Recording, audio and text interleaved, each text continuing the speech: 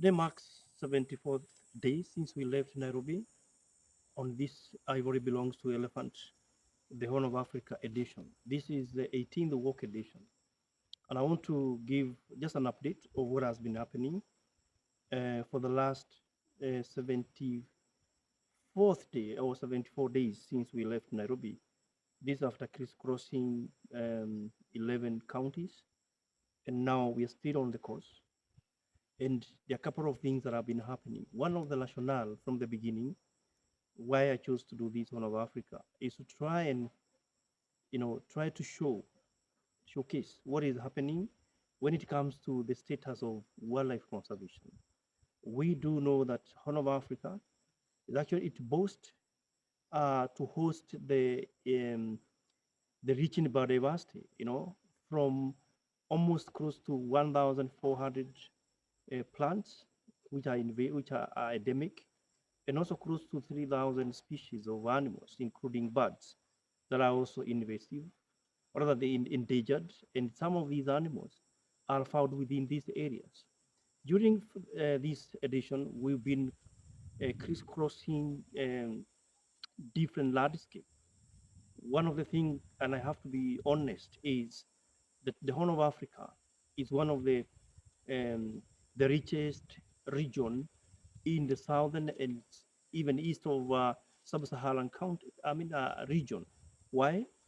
Looking at the mountains, looking at the landscape from the deserts to the mountainous areas, it is so rich, even with cultural diversity. One county, this is Marsabit County, has close to 14 sub-communities. So you can imagine how many sub-tribes are there when it comes to culture. The Horn of Africa suffers a myriad of conservation challenges. Now, all these challenges, they are testing our commitments. Shows, and I must ask this question. It may sound like a rhetorical question. Are we committed? Do we have the goodwill to address some of these challenges that are affecting the Horn of Africa? One of them is the governance issues. It is classified as disturbed region because of insecurity. There are people here, there is livestock, there are wildlife.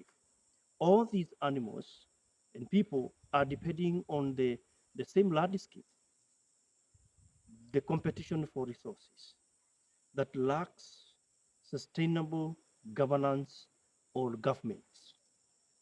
I do know that it cut across several countries, notably the Ethiopia, where we are, and also the Sudan and Kenya. It will be so difficult to do this conservation in the north when there is no sustainable, reliable governance. The other thing is what we tap from the governance is land use plan. The same region is suffering from the serious effect on climate change. The rain patterns have changed. Some areas are very cold and others are extremely hot. Some areas, the temperatures are hitting 36, others 35, and others 40. Is the same region that there is no water at all. If there is no structures in terms of development, we expect even the climate change will have serious effect. It comes at a times we must think about, do we have the future for the Horn of Africa with all these species that we talk about? The region hosts close to 8,000 elephants, that including the Kenyan 7,500, an entire Ethiopia hosting about 1,000 elephants. What is the future of these animals? The brink of all these conservation challenges that we are facing. The same region open the development for tourism due to the landscapes, the cultural, and also the beauty that it is, the aesthetical values. It will only be fair to say this, that without security, without proper governance, it will be so difficult to do tourism in this area. We always say this, if you want to test the character of a man, give him power. The so-called community in this region unless we bring conservation together. We do not conserve only for wildlife and for habitats, but we conserve, and what comes about is the economic development, whereby there is job creation, whereby there is development, and all these development taps the tourism that exists in this area. So I'll be giving a comprehensive discussion and my findings after the completion of this edition back in Nairobi to show and to test our ability, to test our notions. There has been a lot that has been written down. Conservation cannot be done only in the boardroom. It's the high time we come to the ground, and not only coming there, but also we test our capability. We test our commitment when it comes to conservation.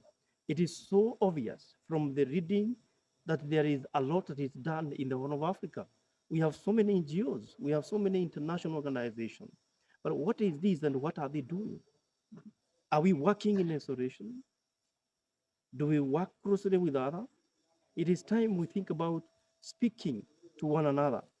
It is time we call ourselves and discuss issues that are affecting us. As we speak now, the place is heating up. It is going to be so hot. We've already seen the insecurity coming up, issues to do with the cattle lastly. People started being killed. Where are we headed? What is the status of the wildlife in this area? When we look at the socio-economic drivers, where do we live? Environmental justice. So it is time to think about this.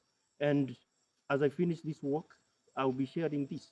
But I must acknowledge and say, this area of the Horn of Africa is one of the areas that I have never experienced such diversity of culture, such rich biodiversity, and unique landscape. All is not lost, but we can lose it. So it is time to think about how do we bring you and me and the other person. This is the time, and this is the season, and this is the moment. Before we lose this ecosystem, before we lose this landscape, we must come together. Ivory belongs to elephant.